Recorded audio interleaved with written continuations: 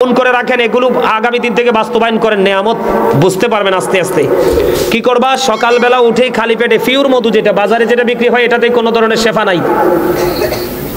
আপনার বাসা ভাঙ্গা যে মধুটা, এই মধুটা মাসে 2-3 বা 3 দিন 1 ফোঁটা 2 ফোঁটা 3 ফোঁটা খালি পেটে খেয়ে নেবেন।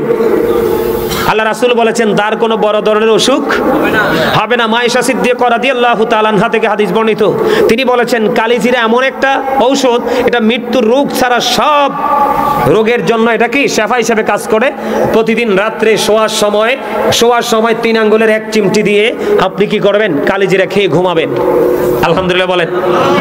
এবার আসেন, আমরা তো এগুলো খেতে পারলাম না, আমাদের সেই সাধ্য নাই খেজুর খাওয়ার, জৈতুনের তেল খাওয়ার, জমজমের পানি খাওয়ার। সাধারণভাবে আমরা খাবার খাবো, এই খাবারটা কিভাবে খাবো? এই মনু, এই গেইডে মনুরা, এই কথা বললো না ভাই, কথা বললো না, আমি একটু শেষ করে দিচ্ছি, কথা বললো না একটু। আচ্ছা মুই কইতে আছি, আমার দিকে তাকান, এদিকে তাকান। এবার ধরেন আমরা কেউ এগুলো খেতে পারবো না, আমাদের সেই তৌফিক নাই, আমরা গ্রামের মানুষ, একবারে প্রত্যন্ত অঞ্চলের মানুষ। এখন আমরা খাবার খাবো, খাবারটা কিভাবে খাবো? এই খাবারের মধ্যেও কিন্তু সুস্থতা শেফা রাসূল দিয়ে দিচ্ছেন আমাদেরকে। এখন বর্তমানে যেই দেশের নাম ইরান, এই দেশের একটা সময় নাম ছিল পারস্য। এখন বর্তমানে যেই দেশের নাম ইরান, এই দেশের নাম একটা সময় ছিল কি পারস্য। পারস্যের একজন চিকিৎসক আরবে আসছেন 2 বছর। 2 বছর তিনি বিচরণ করার পরে এই আরবের মধ্যে একটা লোকও তিনি অসুস্থ পান নাই। কি করেন নাই? একটা লোক তিনি অসুস্থ পাননি। না পাওয়ার পরে আপনার আমার প্রাণী নবীর কাছে গেলেন, ইয়া রাসূলুল্লাহ 2 বছর আপনার এই দেশে বিচরণ করলাম, একটা মানুষ আমি অসুস্থ পাইলাম না, তাদের সুস্থ থাকার পিছনের মূল মন্ত্রটা কি? আমার নবীজি বললেন, তুমি মন্ত্র জানতে চাও? কয় হ, জানতে চাই। আমার দেশের মানুষ অতিরিক্ত পেটে খিদা না লাগলে তারা খাবার খেতে বসে না, যখন তারা খাবার খেতে বসে অনেক বেশি খাবার খায় না, তার মানে হলো তারা পেটটাকে 3 ভাগ করে, 1 ভাগ তারা খাবার দিয়ে ফিল আপ করে, আর 1 ভাগ তারা বন্ধ পানি দিয়ে ফিল আপ করে, শ্বাস প্রশ্বাস আনা নেওয়ার জন্য আর 1টা ভাগ খালি রাখে। এই জন্য আমার দেশের মানুষ বেশি অসুস্থ হয় না, তারা সুস্থ থাকে।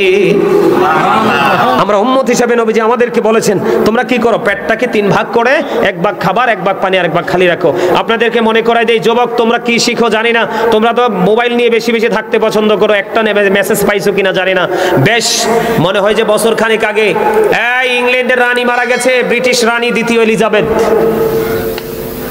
এলিজাবেথ যখন মারা গেল, মারা যাওয়ার পরে ওনার জীবনের সুস্থতা নিয়ে একটা জরিপ হয়েছে, যে লন্ডনের মতো জায়গায় থেকে এই দেশে থেকে তার এত লম্বা সময় তার কোনো ডাক্তারের কাছে যেতে হয়নি, পিছনের কারণটা কি?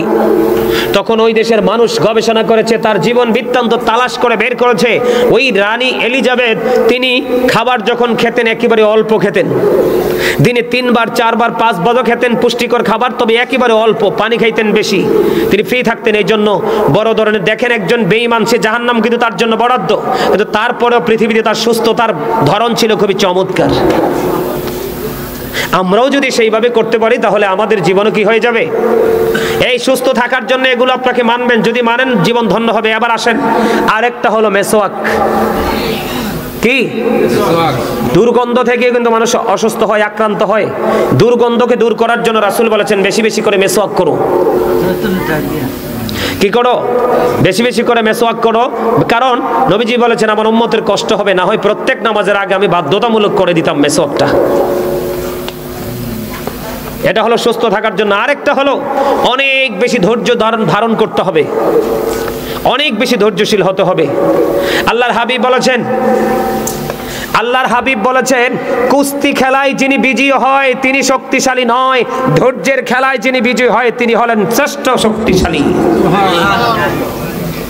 আপনার মেজাজ কি হয়েছে? হট হয়ে গেছে, কন্ট্রোলিং আনতে পারতেছেন না। রাসূল বলে যদি বসে যাও, না বসার পরেও কন্ট্রোল হচ্ছে না, তুমি শুয়ে যাও, মাটিতে গড়াগড়ি দাও, কি হয়ে যাবে? ধৈর্য চলে আসবে, কন্ট্রোলিং এ চলে আসবে। আর বেশি বললাম না, এই ছোট্ট ছোট্ট কথাগুলো একটু মানার চেষ্টা করবেন, বিশেষ করে বেশি বেশি করে তওবা করবেন। সর্বশেষ বক্তব্য হলো, আমাদের বর্তমানে বাংলাদেশে আমাদের মুসলমানের অবস্থা বেশি একটা ভালো না। আমরা নিজেদের মধ্যে নিজেরা কামড়াকামড়ি করতেছি, নিজেদের গোশত নিজেরা খাওয়ার জন্য চেষ্টা করতেছি, নিজেদের রক্ত নিজেরা চোষার জন্য চেষ্টা করতেছি, একটা মাত্র কারণ, সেটা হলো রাসূলের আদর্শ থেকে দূরে চলে যাওয়ার কারণে। সম্মানিত উপস্থিতি, একটা বাবা মা যদি কয়েকটা কাজ গুরুত্ব দিয়ে করতে পারে তাহলে সমাজ জাতি সব বেঁচে যাবে, আর না হয় ধ্বংস হয়ে যাবে। আল্লাহর হাবিব বলেছেন, আদিবু আওলাদাকুম আলা সালাতি খিসালিন হুব্বি নবিকুম ওয়া হুব্বি আহলি বাইতিহি ওয়া আলা কিরাতিল কুরআন। রাসূল বলেছে, তোমরা তোমাদের সন্তানদেরকে তিনটি বিষয় শিক্ষা দাও। ফার্স্ট টাইম হলো হুব্বি নবিকুম, teach the love of the prophet, নবীর ভালোবাসা শেখাও। 2 নাম্বার হলো হুব্বি আহলি বাইতিহি, টিচ ফ্যামিলি লাভ, নবীর আহলে বাইতের ভালোবাসা শেখাও। 3 নাম্বার হলো ওয়া আলা কিরাতিল কুরআন, learn to recite the holy Quran. নবী সম্পর্কে আপনাদেরকে আমি ছোট্ট করে বলি, এদিকে তাকান। নবী সম্পর্কে আপনি যদি সত্যিকারের উম্মত হয়ে কবরে যেতে চান, আপনি নবীকে ফলো করতে হবে। ডক্টর আহমদ পেয়ারা বাগদাদি পীর সাহেব কেবলা শাহপুর দরবার শরীফের, আপনারা জানেন কিনা জানি না, মুরব্বীরা জানেন না? শাহপুর দরবার অনেক জাজরাইল একজন আল্লাহর ওলি ছিলেন, তিনি বসরা ইউনিভার্সিটির লেকচারার ছিলেন। উনি একটা বক্তব্য দিয়েছেন, of all the great religious personalities of all prophet Muhammad রাসূলুল্লাহ সাল্লাল্লাহু আলাইহি সাল্লাম ওয়াজ দ্য মোস্ট সাকসেসফুল। জোরে কোন সুবহানাল্লাহ। পৃথিবীতে যত বেশি নবী রাসূল এসেছে, সকল নবী রাসূলের মধ্যে ইমামতি থেকে রাজনীতি, প্রত্যেকটা সেক্টরে আপনার আমার নবী সফল। আমি আপনাকে বলি, আমেরিকার গবেষক মাইকেল এইচ হার্ট তিনি 100 জন প্রভাবশালীর তালিকা করেছেন, the 100 A ranking of the most influential person in the history. তিনি 100 জন প্রভাবশালীর তালিকা করেছেন, 100 জন প্রভাবশালীর মধ্যে তিনি ইনফ্লুয়েন্সিয়াল দ্বারা আপনার আমার নবীকে সবচেয়ে সেরা চ্যাম্পিয়ন হিসেবে কবুল করেছেন, বক্তব্য দিয়েছেন। মনে রাখবেন, Allah is all in all, follow his law and light for eternal success. Allah রাব্বুল আলামিন সবকিছুর মালিক, কিন্তু আল্লাহ আপনাকে দুটো নিয়ামত দিয়েছে, ল এন্ড লাইট। একটা হলো রাসূল আর একটা হলো কোরআন। এই দুটোকে তোমরা আঁকড়ে ধরো, ফর ইটারনাল সাকসেস, তোমরা সফল হতে পারবা এবং চিরস্থায়ী সফলতা তোমার জন্য বরাদ্দ। সুবহানাল্লাহ। আর জোরে বলেন। তাহলে রাসূলকে ভালোবাসার দরকার আসেনি?